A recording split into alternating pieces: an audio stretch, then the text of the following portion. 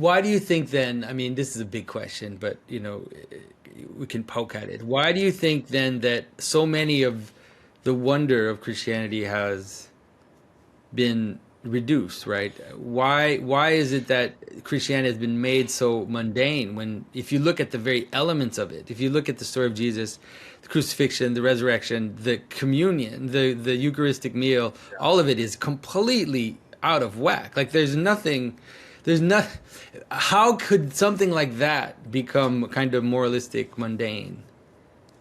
Yeah. Is there nothing we can't pull the stinger out of eventually?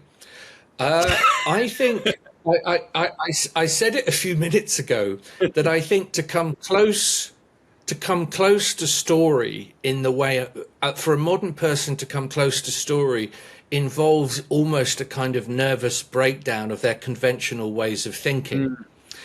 And I think to really approach what a Christian is similar. It certainly has been for me. It's been an extraordinary process. But when I look, if I was to critique, and I'm not really qualified to do it, but I will, if I was to critique modern Western Christianity, a lot of the time it seems to activate the will, that evangelistic, Great Commission-esque feeling that we have in the West. Western Christianity feels very extroverted to me. It feels a very extrovert version of the Christian experience. Mm. Orthodoxy doesn't really.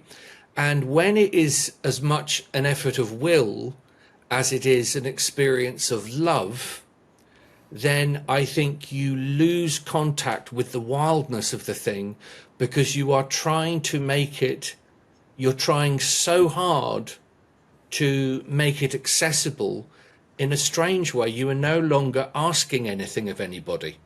Mm-hmm. Now, I would have heard you and I were talking recently.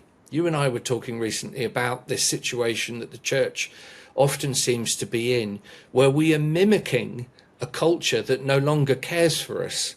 And you said to me, you said, look, if I want to go to a rock concert, there's a much better rock concert I can go to than the one that I'm going to get in my local parish. I'll just go and see Pearl Jam. Or I'll see, I'll just do that. And so I think we have become photocopied and thinned out. We have lost, as many other people have said, predominantly over here, Tom Holland, we've lost our weird.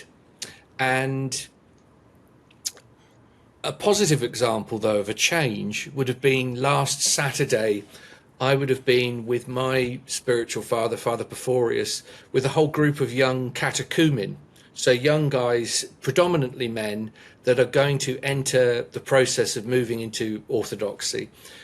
And one of the reasons I asked them, I said, why are you here, is predominantly because the situation calls something, it's calling something out of them.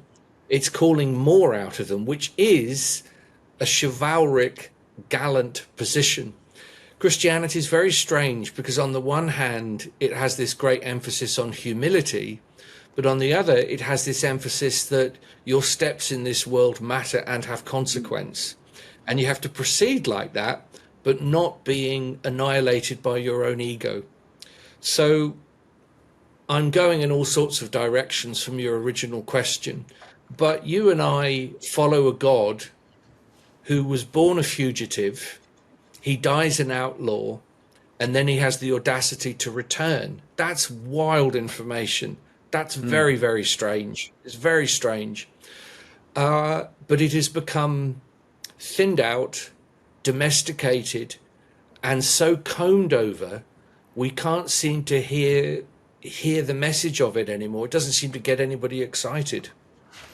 Yeah, I think your point also, this idea that it engages the will, because one of the things that happens in that case is that we feel like, okay, now we master this, and now we're going to, like you said, make it available to others because we've got this, whereas in fact the story of Christ, and the liturgical life is something which is constantly transforming you, right? It's constantly bringing you into insights and, personal insights of your life, but also cosmic insights and insights about others and insights about, and participation into things that keep growing and keep getting bigger. And so, yeah, I think that's interesting. If you see yourself rather in the story, right, in the flow of, like, we're part of this astounding story. We have the chance to have a little parcel, of Christ, and to live that out in our life. That is definitely, it seems like a way into the mystery. But on the other hand, I also see the opposite, right? I see people who make it all about themselves as well, right? Make it all about their story, like their own story. And so it seems like what we need is something like this balance between this life that I'm leading, but as it is anchored or in the river of a greater cosmic story at the same time. I've been thinking recently about because I'm working on this Saxon gospel, not because we need it particularly, but just because it's a wonderful bit of storytelling. It's incredible. But I've been thinking about the Saxon relationship. They're very heavy on the notion of fate and destiny. Fate and destiny. It's a Scandinavian thing. It's a Saxon thing. And someone was saying to me recently, they said, well, as a Christian, what do you make of all of that? And I said, well, I want to be as surrendered to the mind of Christ as I possibly can. So as a Christian, I'm trying to enter the river fully and go in the direction he wants. But I will wiggle my kayak as I go. So in other words, it's surrender to the life that God wants for you. But at the same time, I would presume he has infiltrated you with intuitions, gumption, a little bit of personal stamina to move your craft. I'm not in a sort of blissed out state all the time. I often think that a Christian is required to be both steadfast and restless in a way. When you read the Gospel of John, it's hard to pick it out, but right at the beginning, the Gospel of John, he's writing not just for Christians, but he's writing that you stay a Christian, that you stay a Christian. So the notion is that Christianity has an active principle to it. There's a movement in the story.